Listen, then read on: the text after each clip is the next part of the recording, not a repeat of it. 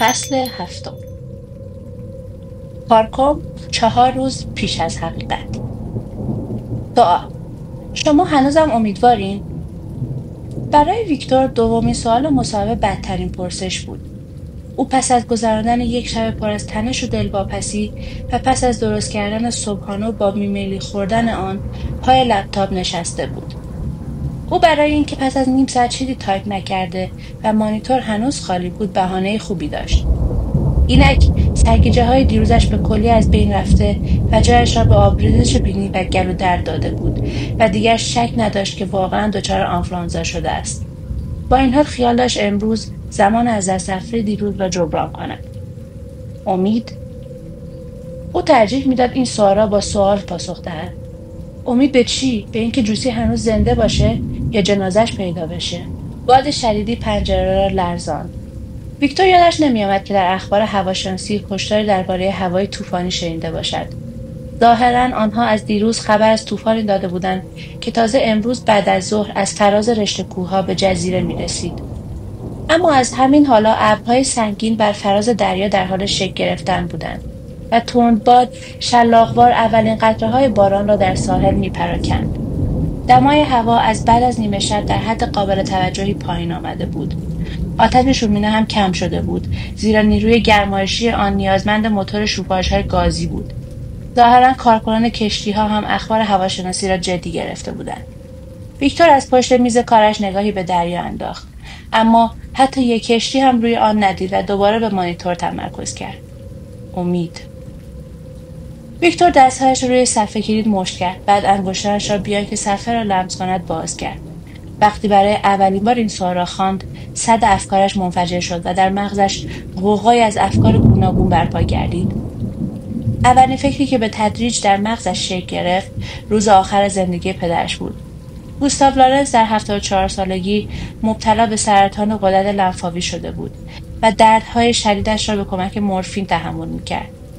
اما وقتی این بیماری به بالاترین مرحله می‌رسید، دیگر حتی داروهای قوی مثل مورفین هم درد را کاملا از بین نمیبرند. پدر دردهایش را اینطور برای پسرش توصیف میکرد: مثل زنگوله‌ای که داخلش از مه غلیظ پر شده باشه. این درد مثل دردهای میگرنیه که هر 2 ساعت یه بار با خوردن قرص مسکن فقط یک کم قابل تحمل تر میشه. مثل زنگوله‌ای که داخلش از مه غلیظ پر شده باشد. دقیقاً همونجا بود که من امیدم رو دفن کردم. علائم بیماری پدرم درست مثل یک بیماری واگیردار از من انتقام گرفتن. با این تفاوت که سرطان به جای غدد لنفاوی عقلم را درگیر کرده و به مغزم متاستاز داد. ویکتور نفس عمیقی کشید و بالاخره شروع به نوشتن کرد. بله، او امید داشت. امیدوار بود که روزی خدمتکارش به او خبر آمدن مهمانی را بدهد که در راهرو منتظر او ایستاده و نخواسته به سالن برود. او امیدوار بود مردی که کلاه کارش را از سر برداشت و آن را در دستش نگه داشته، بیان که حرفی بزند در چشمانش نگاه کند و امید داشت خیلی پیشتر از آن که حرف آخر از دهان آن دکتر بیمارستان بیرون بیاید، متاسفم خودش از آن یقین پیدا کرده باشد. اینها امیدهای آن مرد بودند. این در حالی بود که او خوب می‌دانست که ایزابل هر شب دعا می‌کرد که این اتفاق نیفتد. او واقعا نمی‌فهمید ایزابل این همه قدرت را از کجا می‌آورد. چیزی در عمق وجودش به او ندام می‌داد که ایزابل یک روز مثل همیشه از سواری به خانه برمیگردد، دوچرخه جوسی را که روی زمین افتاده برمی‌دارد تا آن را به انباری حیاط ببرد. جوسی را از دور می‌بیند که شاد و خندان، سالم و سرحال، دست در دست پدرش از دریا برگشت و به سمت خانه می‌آید و نفس زنان با صدای بلند از او می‌پرسد: ناهار چی داریم؟ و دوباره همه چیز مثل سابق می‌شود.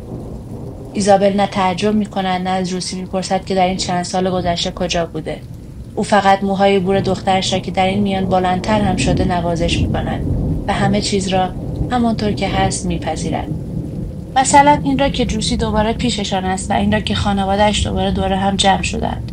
درست همانطوری که او در این سالها این جدایی را پذیرفته. اینها امیدهای محال او بودند. خب پاسختان را گرفتید؟ ویکتور در کمال رغبت متوجه شد که دوباره دارد با خودش حرف میزند. این بار شنونده خیالی او آیدا اشتراخویتس بود. او مسئول ویراستاری جایی بود که ویکتور میبایست تا پس فردا نخستین پاسخها را به آنجا ایمیل میکرد. از لپتاپ ویکتور صدایی بلند شد. که او را یاد صدای دستگاه قهوه‌ساز فرسوده‌اش وقتی که آخرین قطره‌های آب را از فیلتر رد می‌کرد انداخت. تصمیم گرفت چند سطر آخر را پاک کند. اما چیز زیادی برای پاک کردن وجود نداشت، زیرا تمام چیزی که او در این چند ساعت اخیر نوشته بود فقط یک خط بود که آن هم البته چندان ربطی به پرسش‌ها نداشت. مکان مرگ و زندگی جایی در میان تصور و آگاهی ماست. ویکتور نتوانست این تنها سطر نوشته شده را تکمیل کند، زیرا ناگهان تلفن زنگ زد، آن هم برای اولین بار از وقتی که او به پارکوم آمده بود. صدای ناگهانی زنگ تلفن او را ترساند. صدای بلند آن سکوت مطلق این خانه کوچک را شکسته بود. تا او گوشی سنگین این تلفن قدیمی را بردارد، تلفن 4 بار دیگر هم زنگ خورد. مثل تقریباً بقیه وسایل خانه، این تلفن سیاه هم ارثیه پدریش بود که روی میز کوچکی کنار کتابخانه قرار داشت. مزاحمتونم؟ ویکتور ناله کرد. اون میبایست میدانست که این اتفاق روی خواهد داد و ناگهان دچار همان سرگیجه دیروز به همراه علائم سرماخوردگی شد. خانم اشپیگل، مگه ما با هم قرار نذاشته بودیم؟ او با شرمندگی گفت چرا؟ مگه قرار نبود شما امروز صبح از اینجا برین؟ کشتون کی حرکت میکنه؟ به همین دلیل زنگ زدم که بهتون بگم نمیتونم. ویکتور نگاهی به سقف انداخت و چند تار عنکبوت در گوشه‌های دیوار اتاق دید. گوش کنید خانم، ما در مورد همه چیز خیلی واضح و روشن با هم حرف زدیم. در حال حاضر بیماریتون حاد نیست، پس میتونین با خیال راحت برگردین برلین و به محض اینکه رسیدین فوراً برین پیش پروفسور درویسن که آنا حرف او را قطع کرد و بیان که صدایش را بالا ببرد گفت من نمیتونم. پیش از آنکه حرف او تمام شود ویکتور منظورش را فهمید. کشتی‌ها به خاطر هوای طوفانی حرکت نمی‌کنن. من اینجا تو جزیره گیر افتادم. فصل 8. ویکتور پیش از آنکه گوشی را بگذارد همه چیز را فهمید. لحن صدای آنا او را لو داده بود. آنا طوری حرف میزد که گویی خودش ترتیب طوفانی شدن هوا را داده تا ویکتور از کارش که در ارتباط با گذشته دردناکش بود باز دارد. لحن صدای آنا این احساس را به ویکتور میداد که او هنوز چیزی برای گفتن دارد. یک چیز خیلی مهم که حاضر شده بود به خاطرش هزینه سفر از برلین تا اینجا را بپردازد. اما دیروز به هر دلیلی اعتماد نکرده بود که از این موضوع چیزی به او بگوید. ویکتور هیچ اطلاعی از این ماجرا نداشت، فقط این را میدانست که تا او تمام داستانش را تعریف نکند جزیره را ترک نخواهد کرد. به همین دلیل امروز هم حتما میآمد. ویکتور از سر احتیاط دوش گرفت و لباسش را عوض کرد. او در حمام یک آسپرین جوشان در آب حل کرد و چند جرعه از آن را با معده خالی نوشید. احساس فشار سنگینی در چشمانش نشانه‌های واقعی بروز هر چه زودتر سردرد بود، شاید هم بروز تب. ویکتور معمولا در چنین شرایطی 2 قرص کاتادولان می‌خورد، اما این قرص او را خواب‌آلود می‌کرد و چیزی در وجودش به او ندا می‌داد که میبایست پیش این مهمان ناخوانده کاملا هوشیار باشد. به این ترتیب وقتی که بعد از ظهر سندباد واق کرد و حضور آنها را پشت در اعلام کرد، هرچند که او حالت سرماخوردگی داشت اما خواب‌آلود نبود. ویکتور در را باز کرد و او خندان گفت من داشتم پیاده روی می‌کردم که دیدم چراغ سالنتون روشنه. ویکتور اخم کرد. پیاده روی؟ در این هوا حتی کسانی هم که سگ داشتند سگشان را بیشتر از چند قدم دورتر از خانه برای گردش بیرون نمی‌بردند. هرچند که هنوز باران به مرحله بارش سیل‌آسایی نرسیده، اما مدتی بود که شروع به باریدن کرده بود. لباسهای آنها، کت و دامن نخی و کفش پاشنه بلند اصلا با این هوا مناسبت نداشت. از محل اقامت او تا ویلا 15 دقیقه راه بود. راهی ناهموار و پر از چاله چوله، اما روی لباسهای تابستانی شیک او حتی یک لکه هم دیده نمیشد و با اینکه نه چتر داشت و نه روسری روی سرش بود، موهای سرش هم کاملا خشک بود. بعد موقع مزاحم شدم؟ ویکتور متوجه شد که هنوز هیچ حرفی نزده و فقط با تعجب به او خیره شده. بله، یعنی من... ویکتور به لکنت افتاده بود. میبخشید، همونطور که گفته بودم من هنوز کمی گیجم. با چیزایی که نیمی از مردم شهر در موردتون میگن طبیعیه که در خونم با میل و رغبت به روی شما باز نکنم. خنده از روی صورت آنها محو شد. وای خیلی. رعد و برقی بر فراز دریا در گرفت و پشت ویلا را برای یک لحظه روشن کرد و بلافاصله صدای غرش شدید رعد همه جا را لرزاند. ویکتور خشمگین شد، زیرا در این هوا نمیتوانست مهمان ناخوانه‌اش را برگرداند. او میبایست آنها را حداقل تا وقتی که باران برمیآمد تحمل میکرد. ویکتور با بیمیلی پیشنهاد کرد. حالا که شما زحمت کشیدید تا اینجا آمدین میتونیم با هم یه فنجون چای بنوشیم. آنا هم فوراً پیشنهاد او را پذیرفت. دوباره لبخند به لبش بازگشت. چهرهش حالت چهره کودکی را داشت که پس از اصرار زیاد مادرش را راضی کرده باشد برای شکلات بخرد. آنا پشت سر او به اتاق شومینه رفت و هر دو آماده برای یک گپ و گفت نشستند. آنا روی کاناپه نشست و پاهایش را روی هم انداخت و ویکتور در حالی که پشتش به پنجره بود روی صندلی میز تحریرش نشست. او یک فنجان برداشت و با سر به قوری چای که روی تاقچه شومینه بود اشاره کرد و گفت بفرمایید از خودتون پذیرایی کنید. ممنون، باشه برای بعد. ویکتور که گلو دردش بیش از پیش شده بود یک جرعه چای نوشید. این چای با هر فنجانی تلختر میشد. حالتون خوبه؟ دوباره همون سوال دیروزی. ویکتور از اینکه او با نگاه کردن به او حالش را میفهمید خشمگین شد. زیرا اینجا او پزشک بود نه آنا. مرسی، من خیلی خوبم. پس چرا از وقتی که من اومدم شما اینقدر گرفته و ترشرو این دکتر؟ از دست من عصبانی؟ باور کنید قصد داشتم امروز صبح زود با کشتی از اینجا برم، ولی گفتن که کشتی‌ها تا اطلاع ثانوی حرکت نمی‌کنن. خبر دارین کشتی‌ها کی دوباره شروع به کار می‌کنن؟ نه، فقط میدونم که اگه شانس یار باشه تا 24 ساعت دیگه کشتی‌ها به کارشون ادامه میدن. اگه شانس یاری نکند حداقل یک هفته دیگر. این اتفاق یک بار برای ویکتور و پدرش افتاده بود. آنا لبخند ملایمی زد و با صراحت گفت بهتر نیست که ما از این زمان برای یه جلسه روان درمانی دیگه استفاده کنیم؟ ویکتور فکر کرد او میخواهد چیزی بگوید و خودش را از شر آن خلاص کند. اگه شما فکر کنید که ما دیروز روان درمانی انجام دادیم سخت در اشتباهیم. دیروز ما فقط با هم حرف زدیم. شما بیمار من نیستین و حتی هوای طوفانی بیرونم این موضوع رو عوض نمیکنه. چه خوب، پس اجازه بدین گفتگوی دیروزمون رو ادامه بدیم. گفتگوی دیروزمون حالمو خوب کرد. اوه، او قطعا حرفی برای گفتن دارد و تا نگوید دست از سرم بر نمیدارد. ویکتور مدتی به او خیره شد. سرانجام وقتی دید او خیال ندارد روی برگرداند سرش را تکان داد و گفت باشه، قبول. حرفای دیروزمون رو تموم میکنیم. ویکتور زیر لب جمله‌اش رو تمام کرد و آنا با خرسندی به کاناپه تکیه داد. بعد بدترین ماجرایی را که ویکتور هرگز در زندگی مشابه آن را نشنیده بود تعریف کرد. فصل 9. ویکتور سوالی را که از امروز صبح با آن بیدار شده بود از او پرسید. در حال حاضر چه کتابی دارین می‌نویسید؟ و با خودش گفت کدام شخصیت‌ها در کابوس بعدیتان زنده شده و حضور پیدا خواهند کرد؟ من دیگه کتاب نمی‌نویسم. یعنی به شکل متداول این کار رو نمی‌کنم.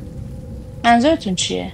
من فقط در مورد خودم می‌نویسم، بیوگرافی خودم، و با این کار با یه نشون 2 تا تیر یا شاید 3 تا تیر میزنم. اول اینکه گرایش هنریمو حفظ می‌کنم، دوم اینکه با این کار روی گذشتم کار می‌کنم و سوم اینکه مانع میشه که شخصیت‌های رمان وارد زندگیم بشن و دیوونم کنن. متوجه شدم. حالا لطفاً یکم در مورد آخرین حمله عصبیتون که به بستری شدن توی آسایشگاه منجر شد صحبت کنید. آنا نفس عمیقی کشید و انگشتان دستهایش را شبیه حالت دعا کردن در هم فرو برد. شخصیت آخرین رمانم قهرمان یه افسانه مدرن کودکان بود. موضوع کتاب چی بود؟ رمان درباره دختر بچه‌ای به اسم شارلوت بود. اون یه فرشته بلوند کوچولو شبیه به اون فرشته‌ای بود که ما تو تبلیغات شکلات و شیرینی‌های کریسمس می‌بینیم. در واقع این شباهتی به شخصیت‌های خبیث خیالیتون نداشت؟ نه. شارلوت کوچولو دوست داشتنی بود که با اولین نگاه مهرش به دل همه می‌نشست. اون با من تنها دختر پادشاه توی یه قصری توی جزیره زندگی می‌کرد. موضوع داستان دقیقاً چی بود؟ شارلوت یه روز ناگهان بیمار شد. خیلی بیمار. ویکتور خواست یک جرعه دیگر چای بنوشد، اما فوراً فنجان را سر جایش گذاشت، زیرا آنا همه توجه او را به خود جلب کرده بود. شارلوت مدام تب می‌کرد، تبای شدید، و کسی هم علتش رو نمی‌دونست. روز به روز لاغرتر و ضعیف‌تر می‌شد. همه پزشکای شهر اونو معاینه کرده بودن، ولی هیچ کدومشون علت واقعی بیماری اونو تشخیص نداده بودن. بیماری دخترک روز به روز وخیم‌تر می‌شد و پدر و مادرش روز به روز ناامیدتر می‌شدن. ویکتور بی اختیار نفسش را در سینه حبس کرده و تک تک کلمه‌های او را با تمرکز گوش کرد. شارلوت یه روز تصمیم گرفت که خودش سرنوشتش رو به دست بگیره و خونه‌شون رو ترک کرد و رفت. ویکتور هرچی سعی کرد تا فکرش را سرکوب کند موفق نشد. از دهانش پرید و با صدای بلند گفت جوسی. چی گفتین؟ آنا گیج و مبهوت او را نگاه میکرد. ویکتور بیان که متوجه شده باشد چیزی گفته با حالتی عصبی دستی به سرش کشید و گفت هیچی، نمیخواستم حرفتون رو قطع کنم، لطفاً ادامه بدین. همونطور که گفتم اون خونش رو ترک کرد و رفت تا خودش به تنهایی علت بیماریش رو پیدا کنه. میشه اینو یه حکایت تمثیلی به حساب آورد. یه افسانه در مورد یک کودک بیمار که نه تنها تسلیم بیماریش نشد بلکه یه تنه باهاش مبارزه کرد. این امکان نداره. این غیر ممکنه. ویکتور دیگر حتی نمیتوانست روی یکی از افکارش تمرکز کند. او این احساس را خوب میشناخت. چنین حسی برای اولین بار در مطب دکتر گرولف که به او دست داده بود و پس از آن هم در تک تک روزهای زندگیش و زمانی که تصمیم گرفت برای همیشه این جستجوها را برای پیدا کردن دخترش به پایان برساند. دکتر لارنس، شما واقعا حالتون خوبه؟ چی؟ وای. ویکتور نگاهی به انگشتان دست راستش انداخت که با آنها با حالتی عصبی روی صفحه چوبی میز تحریرش ضرب گرفته بود. میبخشید، انگار من زیادی چای نوشیدم. شما ادامه بدین و بیشتر از شارلوت بگین. داستان چجوری تموم میشه و بعد چه اتفاقی میفته؟ جوسی چی شد؟ نمیدونم. چی؟ شما نمیدونین کتاب خودتون چجوری تموم میشه؟ ویکتور این سوال را با صدای بلند پرسید، اما آنا از احساساتی شدن اون تعجب نکرد. گفتم که من این کتاب تموم نکردم. این داستان به عنوان یه اثر ناتموم باقی ماند. قدر همینم است که شارلوت دست از سرم برنداشت و توی کابوسام ظاهر شد. کابوس؟ منظورتون چیه؟ همونطور که گفتم شارلوت شخصیت آخرین رمانم بود که وارد زندگیم شد. چیزی که من باهاش تجربه کردم به قدری وحشتناک بود که بعد از اون دچار اختلالات روحی شدید و حمله‌های عصبی شدم. صبر کنید ببینم. یعنی دقیقاً چه اتفاقی افتاد؟ ویکتور میدانست که رفتار درستی ندارد. بیمار او هنوز به مرحله نرسیده بود که از اختلالاتش حرف بزند. اما او میخواست فوراً همه چیز را بداند. وقتی که دید آنا سرش را پایین انداخته و به زمین خیره شده و پاسخ نمیدهد، با احتیاط تر عمل کرد. خب کی برای اولین بار شارلوت توی کابوس دیدین؟ تقریباً 4 سال پیش تو برلین، پاییز بود. ویکتور بی صدا جمله او را تکمیل کرد. 26 نوامبر. من برای خرید بیرون رفته بودم که تو خیابون از پشت سرم یه سر و صدایی شنیدم. صدای ترکیدن لاستیک ماشین، کشیده شدن جسم آهنی روی زمین و صدای شیشه خورده. در واقع صدای معمولی تصادف. با خودم فکر کردم امیدوارم تصادف خسارت جانی نداشته باشه. با این امید پشت سرمو نگاه کردم و همینجا بود که اونو دیدم. اون دختر رو بی حرکت و ثابت انگار که به زمین چسبیده باشه وسط خیابون وایساده بود. احتمالاً هم همون باعث تصادف شده بود. ویکتور به صندلی تکیه داد. یهو برگشت، نگام کرد و لبخند زد. اینجا بود که اون رو شناختم، شارلوتو. همون دختر بیمار رمانمو. دوان دوان اومد سمت من و دستمو گرفت. بازوی لاغرش خیلی شکننده بود. حالا من با حالت اسکیزوفرنیم مات و مبهوت مونده بودم که چیکار کنم. از این طرف برام مثل روز روشن بود که وجود خارجی نداره و از طرف دیگه اینقدر واقعی بود که باید حضورش رو قبول میکردم. برای همین دنبالش راه افتادم. به کجا؟ دقیقاً به کجا راه افتادین؟ چی؟ اصلا چرا این موضوع اینقدر برای شما مهمه؟ آنا با غضب چشم خوره رفت. به نظر میرسید که دیگر حوصله ندارد بقیه ماجرا را تعریف کند. مهم نیست، ببخشید. لطفاً ادامه بدین. آنا سینه‌اش را صاف کرد و بلند شد. دکتر لارنس، با اجازهتون میخوام استراحت کوتاهی بکنم. خودم میدونم که توی این مدت من بودم که شما رو وادار به شنیدن حرفام کردم. اما حالا احساس میکنم که دیگه آمادگی لازمو ندارم. این موضوع برای من خیلی وحشتناک بود و حالا حرف زدن در موردش برام سخت از اونه که فکرشو میکردم. البته ویکتور این رو در حالی گفت که سراسر وجودش را تقاضای شنیدن ادامه ماجرا فرا گرفته بود. او هم بلند شد. من از این لحظه به بعد دیگه مزاحمتون نمیشم. شایدم بشه فردا صبح زود برگردم برلین. نه، ویکتور دیوانه‌وار دنبال راهی میگشت که نگذارد او برود و دیگر به خانه‌اش باز نگردد، در حالی که این درست همان چیزی بود که همین چند لحظه پیش از او خواسته بود. ویکتور که گیج و مبهوت وسط اتاق وایساده بود گفت: فقط یه سوال دیگه. اسم این کتاب چیه؟ این کتاب هنوز عنوان درستی نداره، فقط یک نام کاری داره. 9. چرا 9؟ زیرا وقتی که شارلوت خونش رو ترک کرد 9 ساله بود. خیلی جوان بود. ویکتور حیرت زده متوجه شد که حرفهای کوتاه آنا چه تاثیر عمیقی بر او گذاشته و در حین گفتگو چقدر آرزو کرده بود که تصورات بیماران اسکیزوفرنی واقعیت پیدا کنند. در حالی که آهسته به سمت او میرفت احساس یک تبش پایین آمده. حتی سردردش هم که به خاطر آن پیش از دوش گرفتن مسکن خورده بود دیگر باز نگشته بود. اما ناگهان دردی در شقیقه ها و پشت چشمانش احساس کرد. همه چیز را تار و محو می‌دید. آنا خطوط اندامش را طوری می‌دید که گویی از پشت یک لیوان پر از آب آن را می‌بیند. چند بار پلک زد و وقتی مشکل بینایش برطرف شد، در چشمان آنا چیزی خواند. چیزی که در ابتدا توضیحی برایش نداشت. اما حالا همه چیز را فهمید. ویکتور او را می‌شناخت. او را سابقا در جای دیده بود. اما از روی چهرهش نام و هویت او را به یاد نمی‌آورد. درست مثل اینکه گاهی آدم نام یک هنرپیشه را به خاطر نمی‌آورد و نمی‌داند که او را در چه فیلمی دیده. ویکتور او را در پوشیدن پالتو کمک کرد تا دم در همراهی کرد. آنا یک پایش را از در خانه بیرون گذاشته بود که به سمت ویکتور برگشت. یک لحظه بعد دهان او نزدیک صورت ویکتور بود. راستی داشت یادم میرفت. فقط برای اینکه شما پرسیدین. ویکتور کمی عقب رفت و در یک آن دچار همان تنشی شد که در ابتدای گفتگو دچارش شده بود. پرسید چی؟ نمیدونم هنوز براتون مهم هست یا نه. این کتاب یه اسم موقت هم داره که یکم عجیبه چون هیچ ارتباطی به موضوع کتاب نداره. یه روز که تو وانه همون بودم این اسم به ذهنم رسید، ازش خوشم آمد. چه اسمی؟ ویکتور یک لحظه با خودش فکر کرد که آیا واقعا مایل است بداند یا نه. اما دیگر دیر شده بود.